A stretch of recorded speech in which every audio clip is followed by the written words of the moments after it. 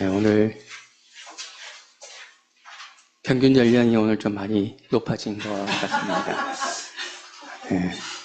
오늘 올해 들었던 특송 중에서 가장 감동적인 특송이 아니었나 생각하고요. 우리 하랑구역 식구들께 또 감사의 말씀, 또 축복의 말씀 드립니다. 신학대학원을 다니던 시절에 실천 신학 과목 중에 목회 리더십이라는 과목이 있었습니다. 목회자가 리더십을 잘 발휘를 해야 교회를 이렇게 잘 성장시킬 수 있다, 뭐 그런 사실을 알려주려고 하는 그런 과목이었습니다. 그 과목을 가르치셨던 교수님은 리더십과 관련된 여러 책들을 읽게 하셨는데 그 중에 하나가 탁월한 리더십이라는 책이었습니다. 느헤미야서 전체를 느헤미야의 리더십이라는 해석학적인 안경을 끼고 보게 해주는 그런 책이었습니다. 그때는 뭔 모르고 점수를 받기 위해서 읽었는데 나중에 에스라 성경 연구원에 가서 공부하면서 성경을 그런 식으로 읽으면 안 된다라는 것을 배우게 되었습니다. 성경은 성경 자체의 문맥을 파악하면서 읽는 것이 가장 중요하기 때문에 문맥과 무관하게 어떤 관점을 가지고 읽으려고 시도하는 것은 본문을 왜곡할 수 있다. 그런 위험성이 있다. 그런 것을 배우게 되었죠. 그 사실을 충분히 받아들인다는 사실을 먼저 말씀드리고 그럼에도 느헤미야서에 나타나는 느헤미야의 리더십은 좀 주목할 필요가 있고 또 때로 본받을 필요가 있다는 생각이 듭니다. 적어도 오늘 본문은 그렇습니다. 오늘 본문은 산발랏의 분노와 비웃음으로 시작하고 있는데요. 제가 1절 말씀을 다시 한번 읽어보겠습니다.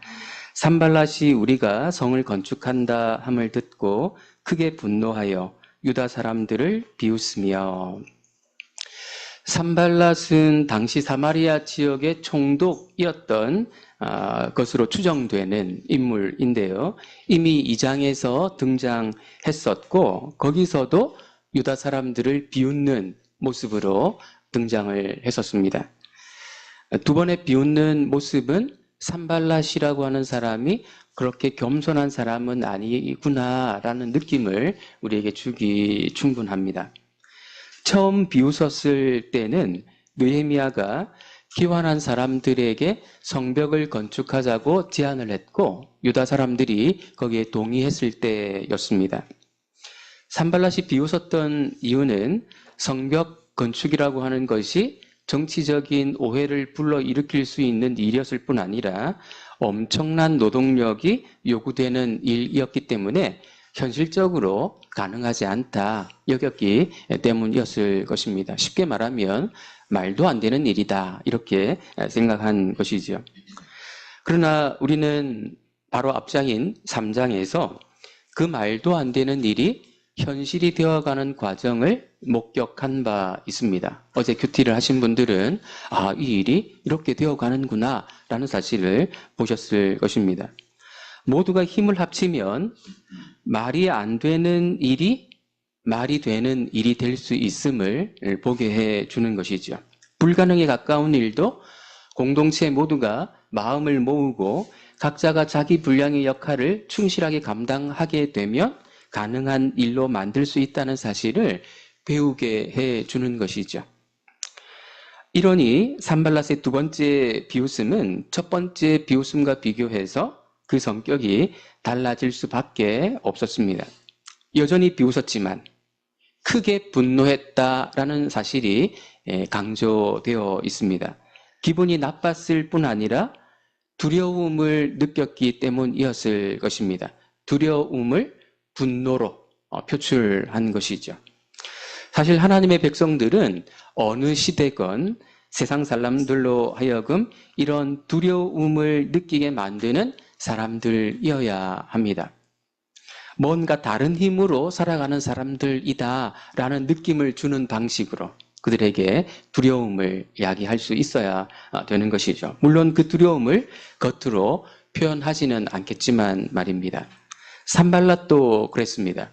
오히려 두려워하는 티를 내는 것이 아니라 강도를 높인 조롱의 말을 퍼붓습니다. 우리 2절 말씀 같이 한번 다시 읽어보겠습니다. 자기 형제들과 이 약한 유다 사람들이 하는 일이 무엇인가?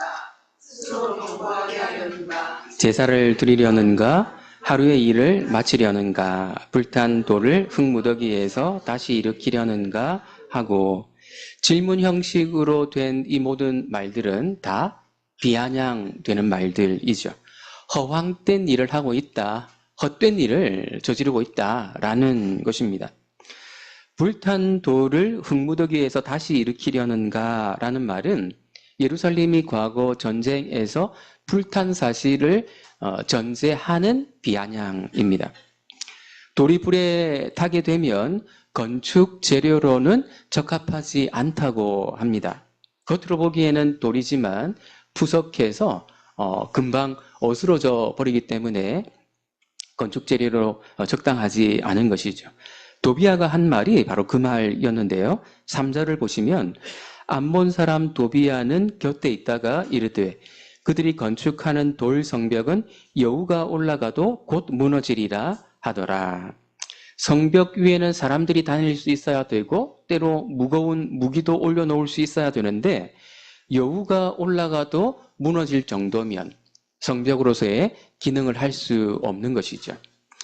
너희는 헛일을 하고 있다.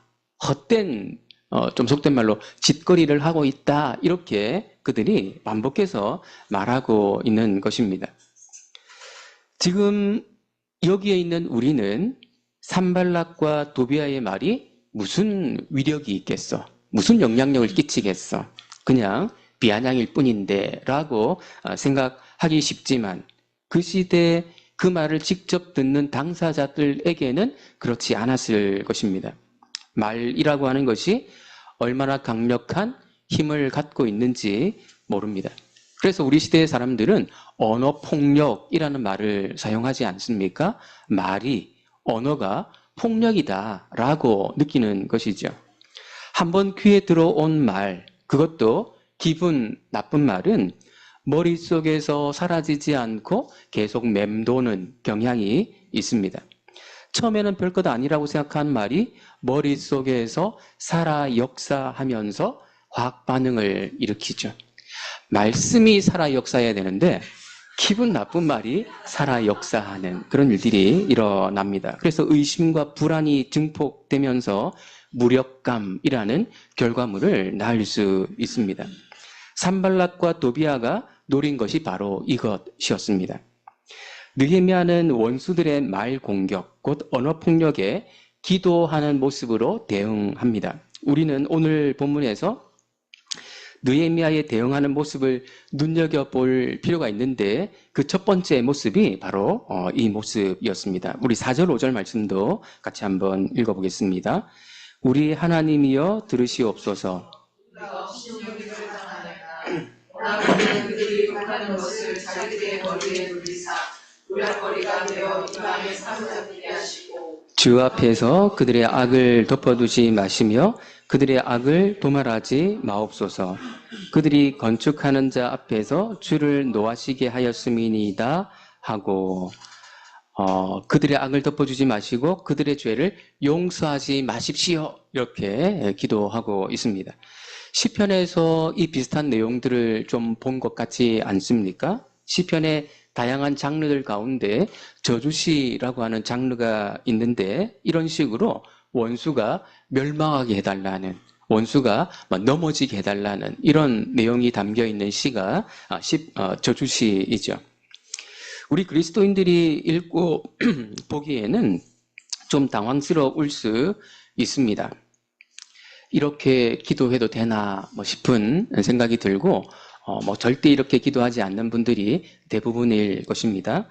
느헤미야는 원수들의 언어 폭력에 같은 방식으로 대응하지 않고 공의로우신 하나님의 판단에 맡기는 모습을 보여주고 있는 것입니다. 이것은 어떻게 보면 좀 소극적인 방어하는 모습처럼 보이지만 그렇게 소극적이지 않습니다. 이 일에 감정 에너지를 소모하지 않겠다라는 뜻이고요. 그 부분에 대해서는 아웃소싱 하겠다. 우리 시대 말로 하면 아웃소싱 하겠다라는 것입니다. 하나님께 외주를 주겠다라는 것이죠. 그런 점에서 어떻게 보면 굉장히 공격적인 기도라고 말할 수도 있습니다. 그리스도인들 역시 우리가 가진 믿음 때문에 세상으로부터 조롱의 말, 비웃음의 말을 들을 수 있습니다. 잘못한 것이 있어서 조롱을 듣는 것은 우리가 받아들이고 반성해야 하는 일이지만 그렇지 않은데도 조롱의 말을 들을 때 혈기를 부리지 않도록 같이 조롱으로 맞대응하지 않도록 주의할 필요가 있습니다. 그렇다고 끙끙 앓으며 스트레스 받을 필요는 전혀 없습니다. 느헤미야처럼 하나님의 판단에 맡기는, 우리 시대 말로 아웃소싱 해버리는 이런 태도가 필요하죠. 그리고 사실은 이보다 더 나은 태도가 있는데 그것은 결론부에 가서 말씀드리도록 하겠습니다. 느헤미야의 기도 마지막 부분을 보면 이런 구절이 나오는데요. 그들이 건축하는 자 앞에서 주를 노하시게 하였음이니이다. 이 말을 보면, 이 기도 내용을 보면 산발락과 도비아가 어떤 방식으로 조롱의 말을 퍼부었는가 하는 것에 대한 한 가지 힌트를 얻게 됩니다. 건축하는 자 앞에서, 건축하는 자들이 그 소리를 들을 수 있는 가까운 위치에서 이 조롱의 말, 언어 폭력이 자행되었음을 알려줍니다. 마치 히스기야 시대에 사네립이 자기 언어인 아람어가 아니라 유다말로 유다 백성들을 조롱했던 사건과 비슷한 것이죠. 유다말로 조롱함으로써 유다 백성들의 사기를 떨어뜨리고 유다 백성들과 히스기야 왕 사이를 이간질하려 시도했던 그 일을 떠올려 줍니다. 그 비슷한 시도를 느헤미야 앞에서, 유다 백성들 앞에서 행한 것이죠. 그런데 여기서 우리가 더 주목해서 봐야 할 것은 느헤미야가 산발락과 도비아의 조롱을 하나님을 노하시게 하는 행위로 보았다는 것입니다. 느헤미야를 기분 나쁘게 한 것, 유다 백성들을 조롱한 것 정도가 아니라 하나님을 노하시게 했다는 것입니다. 느헤미야가 이런 식으로 말하는 이유가 무엇이겠습니까? 그 근거가 어디에 있다고 우리는 봐야 되겠습니까? 지금 하고 있는 자신들의 일, 성벽을 쌓고 있는 이 일이 하나님의 일, 하나님이 원하시고 하나님을 위해서 하는 일이라는 확신을 갖고 있었기 때문에 느헤미야는 이 일에 대해서 조롱하는 시도를 하나님을 대적하는 것으로 간주한 것이죠. 느헤미야가 생각하고 있는 이 일의 성격, 의미는 잠시 후에 좀 더 분명하게 드러나게 될 것입니다. 느헤미야의 기도가 유다 백성들의 마음을 하나 되게 움직인 것일까요? 성벽의 모양새가 제법 갖추어져 갔습니다. 6절 말씀 같이 한번 보겠습니다. 이에 우리가 성을 건축하여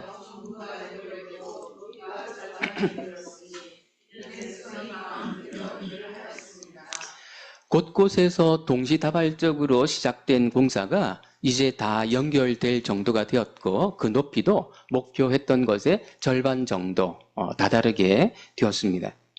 산발랏과 도비아의 조롱이 다행히 귀한민들에게, 유다 백성들에게 큰 타격을 준 것 같지는 않습니다. 하지만 완공이 되려면 아직도 가야 할 길이 멀었습니다. 늘 그렇듯 시작보다 마무리가 더 어려운 법이거든요.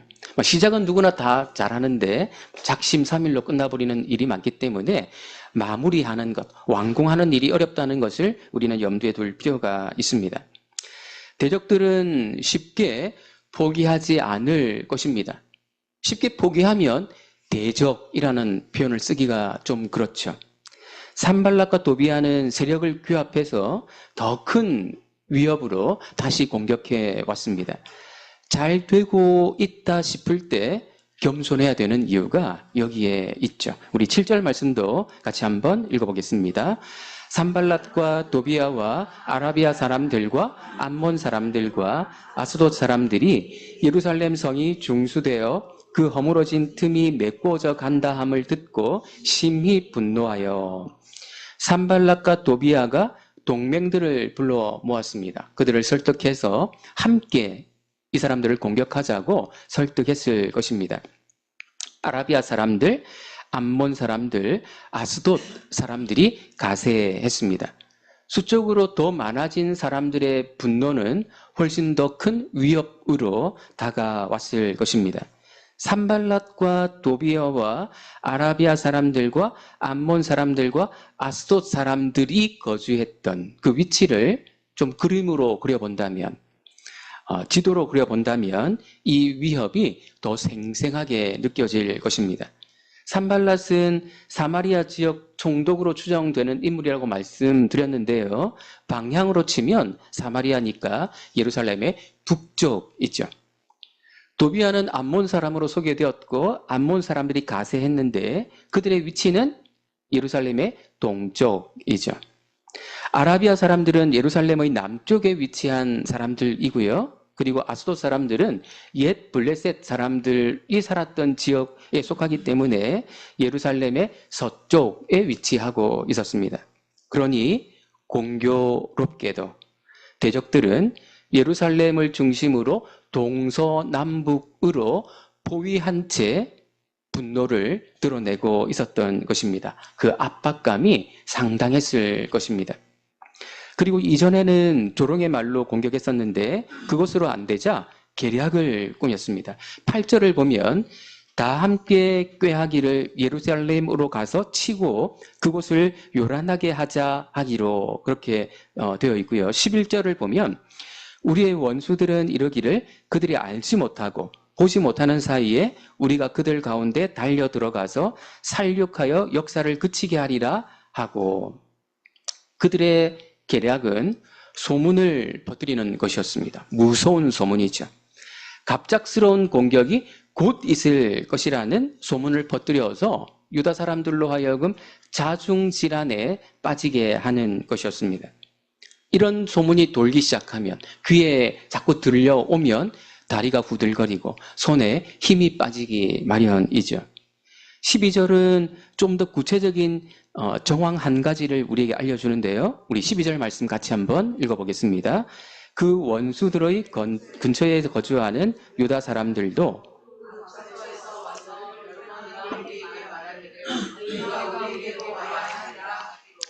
얼른 이해가 되지 않는데 무슨 말인가 하면 성벽 건축에 참여하고 있지 않은 유다 사람들이 건축하는 자들을 찾아와서 우리에게로 와야 안전하다라는 식으로 말을 했다는 것입니다. 공사를 중단하는 것이 안전하다는 것이죠. 그것도 무려 10번이나 그런 말을 반복했다는 것입니다. 그들이 원수들의 근처에 거주했다는 사실로 보아서 그들과 내통했거나 아니면 그들에게 이용당한 것일 수 있습니다. 원수들의 계략은 분명해 보입니다. 극도의 두려움을 불러일으키는 것이고 그렇게 함으로써 혼란스럽고 나아가 분열에 빠지게 만드는 것입니다. 이 정도 상황이 되면 어떤 일이 일어나겠습니까? 공사를 중단하자는 파가 생길 것이고 공사를 계속하자는 파와 나뉘어질 가능성이 많은 것이죠. 분열되면 싸움은 끝난 것입니다. 이번에는 원수들의 계략이 어느 정도 통한 것 같습니다. 10절 말씀을 보면 유다 사람들은 이르기를 흙무더기가 아직도 많거늘 짐을 나르는 자의 힘이 다 빠졌으니 우리가 성을 건축하지 못하리라 하고 할 수 없다, 못한다 이런 말들이 나오기 시작했습니다. 지금까지 해온 일은 별것 아닌 것으로 보이고 앞으로 해야 할 일은 너무 많아 보였습니다. 흙무더기가 아직도 많거늘 짐을 나르는 자의 힘이 다 빠졌다, 번아웃이 왔다 이런 말들이 나오기 시작했던 것이죠. 바로 앞절인 9절을 보면 느헤미야가 취한 조치들이 먼저 언급되는데요. 한편으로는 기도하고 다른 한편으로는 파수꾼을 두어 주야로 방비하는 일을 했다는 것입니다. 이런 조치를 취했음에도 불구하고 유다 사람들이 성을 건축할 수 없다, 못한다, 이제 지쳤다, 번아웃 됐다 라는 식으로 말하는 것은요, 상황이 심각해지고 있음을 보여주는 것입니다. 팀이 안에서부터 붕괴될 그런 위기에 처해 있는 것이죠. 할 수 없다는 생각이 머릿속에 한번 들어오기 시작하면 할 수 없는 이유들이 머릿속에서 보이기 시작합니다. 5가지, 10가지로 불어나서 정말로 할 수 없다고 확신하게 만들어 갑니다.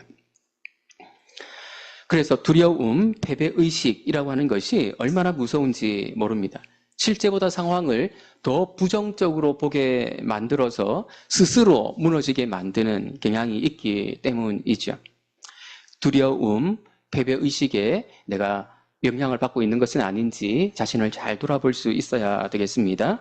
이런 상황에서 우리는 느헤미야의 대응, 느헤미야의 놀라운 리더십을 보게 됩니다. 우리 13절 말씀 같이 한번 읽어보겠습니다.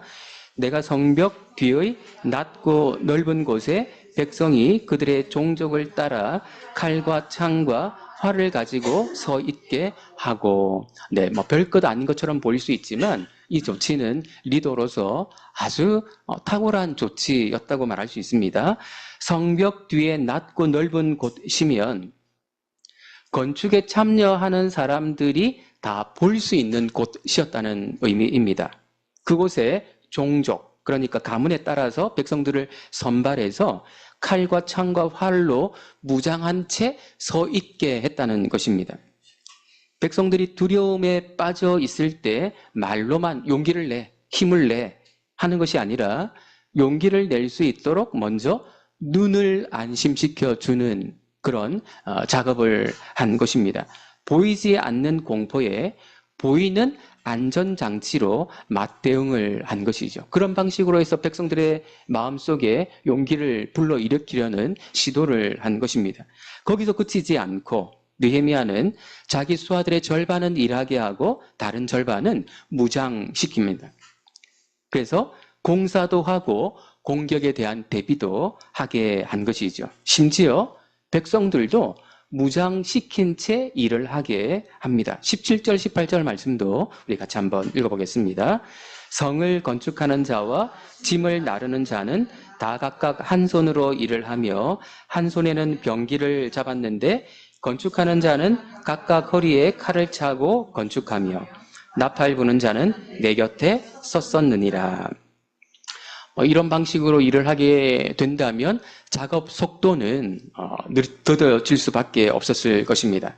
한 손으로는 일하고 한 손은 병기를 잡거나 허리에 무거운 칼을 차고 다녀야 했으니까 말이죠. 그러나 프로젝트 전체 과정에서 보면 이것은 두려움에 빠져서 안절부절 못해서 일의 진척이 나가지 않는 상황보다는 100배 나은 것이죠. 두려움을 없앨 수 없는 상황이라면, 두려움을 없앨 수 없다면 두려움을 관리하는 것입니다. 관리할 수 있으면 되는 거죠. 두려움과 함께 가지만 그것을 관리하는 차원에서 할 수 있으면 그 상황에서 그냥 무너지지 않는 것이죠. 그런데 인간이라고 하는 존재는 복잡해서 두려움을 관리하는 정도로는 충분하지 않을 수 있습니다. 느헤미야는 거기에 더해서 동기를 부여해 주는데요. 우리 14절 말씀도 같이 한번 읽어보겠습니다. 내가 돌아본 후에 일어나서 귀족들과 민장들과 남은 백성에게 말하기를 너희는 그들을 두려워하지 말고 지극히 크시고 두려우신 주를 기억하고 너희 형제와 자녀와 아내와 집을 위하여 싸우라 하였느니라. 동기부여를 하는데 우선 즉각적인 효과를 불러일으킬 수 있는 동기부여 방식으로 가족을 위해 싸우라고 독려하고 있습니다. 너희 형제와 자녀와 아내와 집을 위하여 싸우라. 자신을 위해서가 아니라 가족을 위해서 싸운다고 생각할 때 사람들은 알 수 없는 초인적인 그런 힘을 발휘하게 되지요. 그러나 느헤미야가 불러일으키려고 시도한 근본적인 동기는 신학적인 데 있었습니다. 하나님을 상기시켜 줄 뿐 아니라 그들이 하나님의 구속사에서 얼마나 중요한 위치에 있는지, 지금 하고 있는 일이 구속사적인 위치 가운데에서 어디에 어떤 의미가 있는지를 상기시켜 주는 것이었습니다. 마지막 20절 말씀 우리 같이 한번 읽어보겠습니다. 너희는 어디서든지 나팔 소리를 듣거든 그리로 모여서 우리에게로 나아오라. 우리 하나님이 우리를 위하여 싸우시리라 하였느니라. 지극히 크시고 두려우신 줄을 기억하라. 나팔 소리, 우리 하나님이 우리를 위하여 싸우신다 라는 표현들을 유다 백성들이 들었을 때 그들은 과거 역사를 떠올렸을 것입니다. 여호수아 시대에 가나안 땅을 정복하던 그 시절, 곧 거룩한 전쟁을 치렀던 그 시절을 떠올렸을 것입니다. 성을 몇 바퀴 돌고 나팔을 불었더니 성이 저절로 무너지는 그 경험을 했던 시절을 말이죠.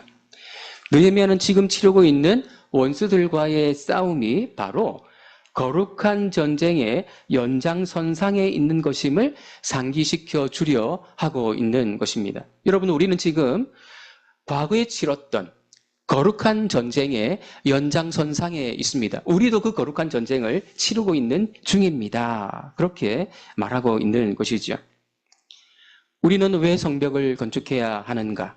원수들의 조롱을 들어가면서 이 일을 해야 되는가?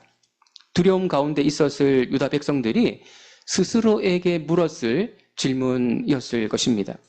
느헤미야에 의하면 성벽 건축은 단지 우리가 편하게 살기 위해서 하는 일이 아니라는 것입니다. 하나님이 이스라엘에 대해 나아가 온 세상에 대해 갖고 계신 목적을 이루는 일, 하나님이 온 세상의 왕이 되시는 일과 관련되어 있는 일이라는 것입니다. 오늘 우리식으로 표현하면 지금 우리가 하고 있는 일은 하나님 나라를 위한 싸움이라는 것입니다. 조롱을 들어가며 벽돌을 하나씩 폭에 올리는 일은 별것 아닌 일이 아니라 하나님 나라가 이 땅에 도래하게 하는 일에 꼭 필요한 일이라는 것이죠. 그렇게 예루살렘이 안전하게 보존되었기에 하나님의 아들이 이 땅에 오실 수 있었고, 바로 그곳에서 하나님 나라가 이 땅에 도래하는데 꼭 필요한 사건, 십자가와 부활 사건이 일어날 수 있었던 것이죠. 우리는 왜 여기에 있어야 합니까? 우리는 왜 여기에 모였다가 헤어지기를 반복해야 하는 걸까요? 주일에는 오프라인으로 모이고 주중에는 온라인으로 모이는 이 일을, 온라인으로 또 오지 못하는 분들은 조금 마음에 미안함이 있을지 모르겠는데 어쨌든 오프라인과 온라인으로 모이는 모임을 계속해야 하는 것일까요? 여러 가지 역할들을 분담해서 수호해야 하는 것일까요? 그저 사람들이 좋아서 그런 것입니까? 주일에 딱히 어디 갈 데가 없어서 그런 것입니까? 그것도 여기에 있어야 하는 하나의 동기가 될 수는 있겠으나 근본적인 동기일 수는 없을 것입니다. 그렇게 하는 것이 하나님 나라가 이미 도래했음을 우리 스스로 상기하고 완성될 그날을 사모하게 만들어주는 방식이기 때문입니다. 그렇게 하는 것이 하나님 나라가 도래했다는 사실을 세상에 드러내는 방식이기 때문입니다.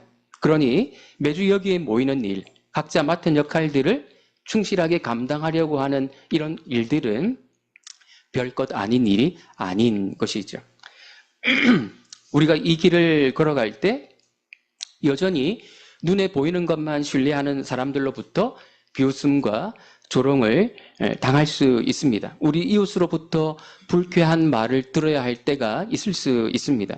그런 공격을 당할 때 우리는 느헤미야처럼 반응하는 법을, 대하는 법을 배워야 할 것입니다. 맞서 싸우기보다 의로우신 하나님의 판단을 구하며 여전히 묵묵히 우리의 길을 걸어가는 것이죠. 스트레스 받지 않고. 그리고 그보다 더 나은 길이 있습니다. 우선 우리 주님이, 우리 왕께서 조롱의 극치를 경험하셨음을 먼저 기억하는 것입니다. 그가 남은 구원하였으되 자기는 구원할 수 없도다. 지금 십자가에서 내려올지어다. 그분이 어떤 분인지 안다면 할 수 없는, 말할 수 없는 조롱. 그 조롱을 우리 주께서 들으셨죠. 우리 주님이 이런 조롱을 받고도 참으셨다면 우리 역시 그래야 마땅할 것입니다. 그리고 느헤미야처럼 하나님의 복수를 구하는 기도를 하는 것보다 더 나은 모습을 보일 수 있어야 할 것입니다. 하나님은 십자가와 부활 사건을 통해 이미 악을 심판하셨고 의가 승리한다는 사실을 확증해 보이셨기 때문이죠. 그래서 예수님은 제자들에게 그리고 오늘 우리들에게 이렇게 하라고 가르쳐 주셨습니다. 너희를 핍박하는 자를 축복하라. 축복하고 저주하지 말라. 악을 악으로 갚지 말라. 선으로 악을 이기라. 원수를 갚지 말라. 분노하지 말고 사랑하라. 예수님이 우리에게 가르쳐 주신 대로 우리를 핍박하는 자, 혹 조롱하는 자가 있다면 그 사람을 축복하려고 애쓰는, 약간 이를 악물 때가 있다 할지라도 그렇게 하려고 애쓰는 저와 여러분들 되시기를 예수님의 이름으로 축복합니다. 기도하겠습니다. 하나님 아버지, 오늘 우리가 이 자리에 있는 이유, 그리고 각자 맡은 역할들을 감당하려고 나름 최선을 다하는 그 이유가 어디에 있는가를 함께 살펴보았습니다. 느헤미야 시대에 벽돌을 쌓아 올리던 그 일이 하나님 나라를 위한 일이라는 사실을 느헤미야가 상기시켜 주었던 것처럼 오늘 우리가 이 자리에 있는 것 역시도 하나님 나라를 사모하고 그 나라를 바라보며 그 나라의 도래를 앞당기는 일이라 믿기에 이 자리에 있음을 함께 상고해 보았습니다. 그리고 그 과정에 당할 수 있는 여러 언어폭력, 조롱, 비웃음의 일들을 경험한다 할지라도 우리가 거기에 어떻게 대응해야 하는지를 다시 한번 상고해 보았습니다. 묵묵히 우리의 길을 걸어가며 또한 우리 주님께서 당하셨던 그 조롱의 일들을 기억하며 잘 참을 뿐 아니라 주님께서 우리에게 요청하신 대로 그런 사람들을 오히려 축복할 수 있는, 원수를 사랑할 수 있는 그런 자리에까지 나아갈 수 있는 우리 모두가 될 수 있도록 은혜 내려 주옵소서. 예수님의 이름으로 기도드립니다. 아멘.